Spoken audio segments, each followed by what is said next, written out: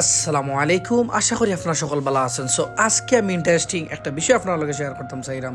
So আজকের একটা order আছিল আমার, মাত্র একটা আইসক্রিম।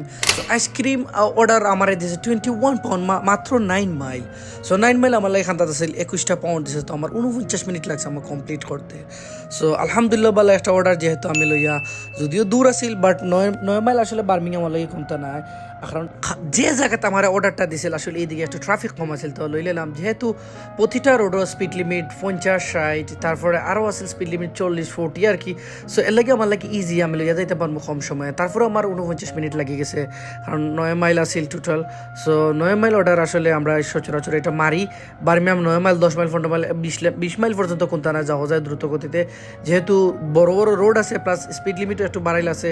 তো যেহেতু স্পিড লিমিট বাড়াইল, তো আমরা শান্তিতে গাড়ি চালাইতে পারি, একটু আরামসে দৌড়াইতে পারি গাড়িটা। তো আমি আইলাম অবশেষে কাস্টমারের সামনে অর্ডারটা দেওয়া লাগে কাস্টমারে। আমি যে অর্ডার লইছি আমার কাছে